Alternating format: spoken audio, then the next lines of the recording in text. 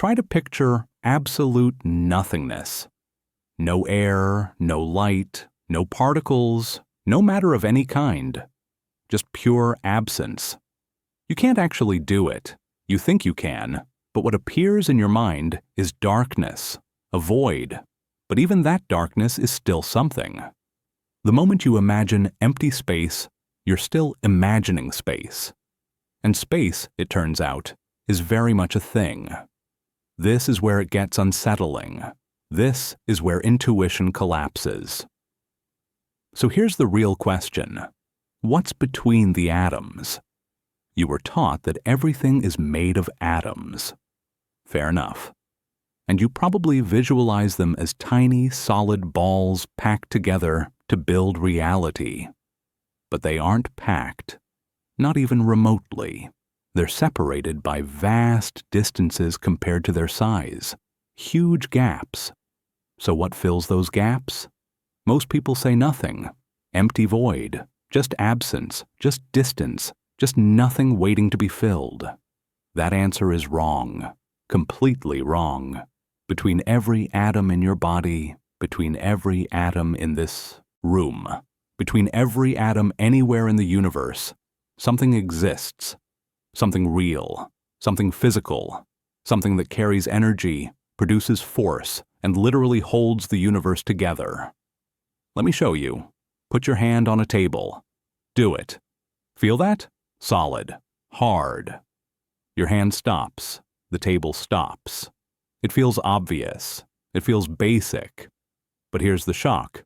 Your hand never actually touched the table. The atoms in your hand never made contact with the atoms in the table. Not even close. The outer edge of every atom is wrapped in electrons, tiny negative charges orbiting the nucleus. When your hand approaches the table, the electrons in your hand approach the electrons in the table. Negative meeting, negative.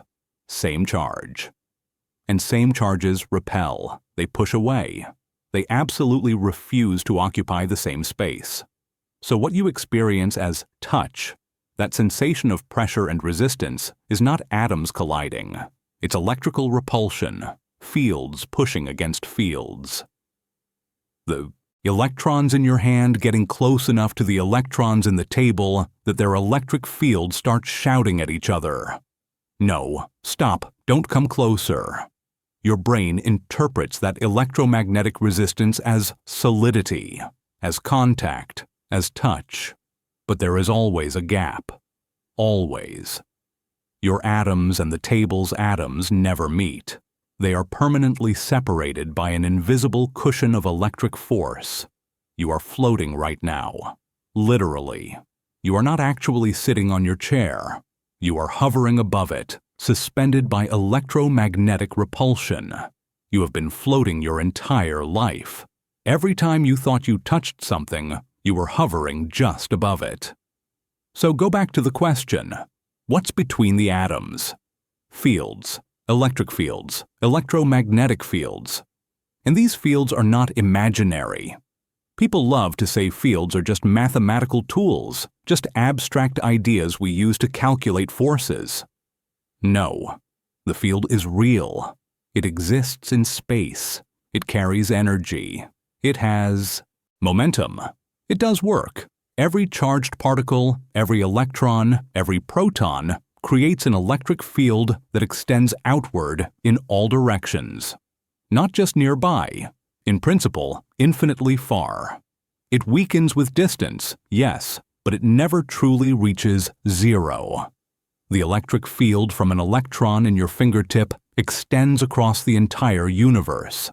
Atoms are not isolated dots floating in nothing. They are centers of influence, hubs of fields that spread out, overlap, and interact. The space between atoms is layered with electromagnetic influence. When you look at solid matter, what you're really seeing is a dense mesh of overlapping fields. Electrons repelling electrons, creating the illusion of solidity through pure force. The stuff is not the atoms. The stuff is the field. The atoms are just where the field is most intense, where the action is concentrated, but the field itself exists everywhere between every atom in your body. Right now, fields are pushing and pulling, locking molecules together, keeping you from collapsing or exploding apart. Chemical bonds are electromagnetic fields at work. The structure of matter is field structure. So the answer to what's between the atoms is already clear. It's not nothing. It's field. It's electromagnetic influence. It's the invisible fabric that makes touching possible by making it impossible. You never touch anything because there is always something in the way. And that something is the field. But now it gets stranger. We've established that space between atoms is filled with electromagnetic fields. But that's not the end of the story, not even close. Here's the next question. What if you remove all the atoms? Not some of them, all of them. You take a region of space and you remove every particle, every atom, every molecule, every speck of dust. You create the most perfect vacuum possible. What's left? Nothing, right? That's what vacuum means, empty. No stuff, no particles, nothing. Physics says you're wrong. Nature refuses to be empty. The universe does not allow true nothingness to exist. Ever. This comes from quantum mechanics, from the uncertainty principle. Most people think the uncertainty principle is about measurement, about disturbing things when you observe them. That's part of it. But the deeper meaning is this. Certain pairs of properties cannot both be perfectly defined. Position and momentum, and more importantly, energy and time. You cannot have a region of space with exactly zero energy for any length of time. The math forbids it. Perfect emptiness would require perfect zero energy. And quantum mechanics says no, you don't get that kind of precision. Reality doesn't work that way. So what happens instead? The vacuum fluctuates. Even with all particles removed, space itself is restless. It trembles. It jitters. It cannot sit still. Pairs of particles appear out of nowhere, literally from nothing. A particle and its antiparticle, electron and positron, quark and antiquark. They pop into existence spontaneously, exist for an absurdly brief moment, then collide and annihilate each other, vanishing as if they were never there. They're called virtual particles. Not because they're fake, but because you can't capture them. You can't trap them. They exist too briefly. But they are real. They have measurable effects. Now you're thinking, wait, where does the energy come from? You can't create particles out of nothing. That violates conservation of energy. Exactly. Great question. Here's the trick. The uncertainty principle allows energy to be borrowed as long as it's paid back quickly. The shorter the time, the more energy you can borrow. Virtual particles are created on borrowed energy. They appear, exist for a fleeting instant, then annihilate and return the energy before the universe can complain. It's like taking money from a register, buying something, then putting the money back before anyone checks the books. As long as the balance is correct, it's allowed. At the quantum level, reality runs on credit. And this is not theory. This is measured. There is an experiment called the Casimir effect. Take two metal plates, extremely thin, extremely flat, and place them incredibly close together in a vacuum. Not touching, just barely separated. And they attract. They move toward each other. Not gravity. Too weak. Not static electricity. The plates are neutral. The space is empty. There is no classical reason for them to move. But they do. They are pushed together by empty space itself. Why? Because of virtual particles. These particles behave like waves with wavelengths. When the plates are very close, some wavelengths don't fit between them. Those virtual particles cannot exist in that gap, so you get fewer virtual particles between the plates than outside. More quantum activity outside, less inside. That imbalance creates pressure, more pushing from the outside than the inside. The plates move together. This has been measured precisely. The force matches quantum predictions. Empty space exerts pressure. The vacuum pushes. So now think about what this means.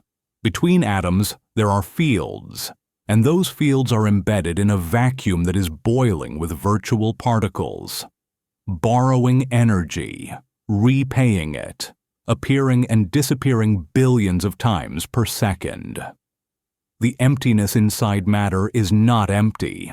It is the busiest place you can imagine, and this is true everywhere, between you and the moon, between stars, between galaxies. Same thing. The vacuum seethes. There is no quiet corner of the universe. There is no place where nothing happens. True emptiness does not exist. Now let's put this together. People think of the vacuum as absence, as the boring background, as what's left when you remove everything interesting. That is exactly backward. The vacuum is not absence. It is foundation. It is not what remains when you take everything away. It is what everything comes from. The vacuum is the ground state of reality, the lowest energy configuration of the fields that fill space. And even that state cannot be still. Here's the part that really bends your mind. Particles are not little bits of stuff sitting in empty space. Particles are the fields doing something. A particle is a ripple, an excitation, a place where the field vibrates more intensely than the background. The electron is not a dot inside the electromagnetic field. The electron is the electromagnetic field, concentrated. And those fields exist everywhere. Not just where particles are, everywhere. The entire universe is filled with overlapping fields. Particles are just where those fields get excited. So think about what that means for you. You are made of atoms. Those atoms are mostly empty space. But that space is filled with fields. And those fields are alive with fluctuations. And the particles themselves are just excitations in deeper fields. There is no bottom layer, no ultimate substance. You zoom in looking for the foundation, and it dissolves. Atoms are mostly empty. The empty is full of fields. The fields are full of fluctuations. The particles are ripples in those fields. It's fields all the way down. It's like searching for the bottom of a lake and discovering there is no bottom. Just water, darker and stranger the deeper you go, but never solid ground. Eventually you realize there is no rock. There is only process, only activity, only things happening. The universe is not made of stuff. It is made of happening. Matter is not substance sitting in space. Matter is space doing something. A pattern in the same fields that make up the vacuum. You and the empty space beside you are made of the same thing. The same fields. The same foundation. Just arranged differently. You are a pattern that persists. A ripple that keeps going. A fluctuation that got complex enough to ask what it is. And here's another layer. These fields are not separate. The electromagnetic field in your body is the same field in a star 10 billion light-years away. Not a copy. Not a similar one. The same continuous field. Particles are just places where that field does something interesting. Between those places, the field continues. Quieter, but present. You are not separate from the universe. You cannot be. You are a localized pattern in fields that have no edges, that connect everything to everything else. So, what's between the atoms? Real physical fields that carry energy and exert force. Virtual particles boiling out of the vacuum. Activity that never stops. Fluctuation that never rests. Potential at every point in space. Not nothing. Never nothing. The space between atoms is the same stuff as the atoms themselves, just in a calmer state. When you touch something, you do not cross empty distance. Your fields interact with other fields. Electromagnetic repulsion creates the feeling of contact. There is no emptiness to cross. It's fields all the way. The solid world and the empty space around it are the same thing. Both are field. The difference is intensity, pattern, activity. And when this finally sinks in, reality changes. The world stops being objects in space. It becomes what it actually is. A web of interacting fields, patterns forming and dissolving, activity without rest, no sharp boundaries, no true emptiness. Everything connected by the very medium it is made of. You are made of that. The space inside you and the space between galaxies is the same space, the same fields, doing the same things. Only the pattern differs. That's the answer. That's what's between the atoms. Not nothing. The same something that atoms themselves are made of. There is no between. There is only field in different states of excitation. Matter is just the excited parts. So can you imagine nothing now? True emptiness, absolute void. You can't. And now you know why. Because nothing does not exist. Never did. The universe is incapable of emptiness. Even the most remote, most silent, most vacant region of space churns with activity, buzzes with potential, refuses to be still. Reality is not stuff and void. Reality is field. And the field is everywhere. And everywhere something is happening. That is what's between the atoms. That is what's between everything. And once you see it, you can't unsee it. The solid world dissolves into shimmering activity, and emptiness reveals itself as the busiest place of all.